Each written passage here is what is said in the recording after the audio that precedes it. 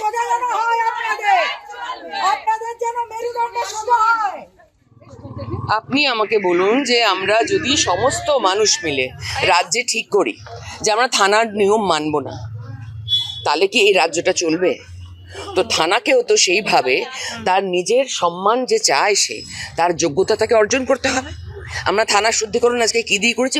প্রথমত পুরোটা পরিষ্কার করেছি, পরিষ্কার করলাম। তারপর সত্যি আমি একদম গঙ্গা জলের যে কমণ্ডলটা কাশি থেকে এনেছিলাম, তার মধ্যে গঙ্গা জল ভরে নিয়েছিলাম, আমরা সবাই গঙ্গা জল ভরে নিয়েছিলাম।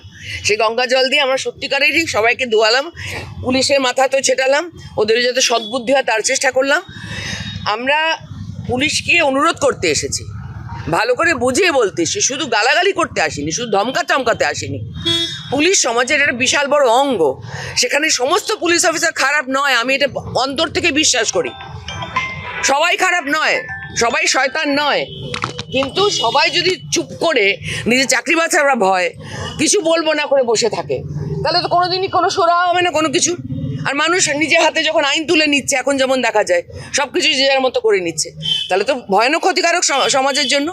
এবার এত বড় একটা ঘটনা, একটা কর্মরত পুলিশ অফিসার, ওসি, টালা থানার ওসি, তাকে তুলে নিয়ে যেতে হলো তার ডিউটি, মানে তার উর্দি শুদ্ধ। কেমন লাগে ভাবলে বলুন তো? পশ্চিমবঙ্গের রাজ্য কী দেখছে? একটা কর্মরত মেয়ে, তার একটা হাসপাতালে সে গেল মরে, তাকে রেপ করলো, মারলো, ধরলো, কী অবস্থা করে তাকে 36 ঘন্টা কাজ করার পর তাকে কী করা হলো আমরা সবাই দেখলাম।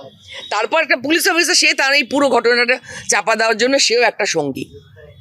আইপিএস আমাদের এই তো এও সঙ্গী বিনীত গোয়েল, সেও সম্পূর্ণ দায়িত্ব নেই। আমি তো সে অপেক্ষা করে বসে আছি, আমরা কি বিনীত গোয়েল জেলে যাবে, কবে যাবে বিনীত গোয়েল জেলে যাবে, আর কবে বিনীত গোয়েল জেলে যাবে? বিনীত গোয়েলকে ঘাটটা টানলে বাকি কানটা সোজা মাথাটা চলে আসবে, পুলিশ মন্ত্রীরও মাথা চলে আসবে, দেখবেন।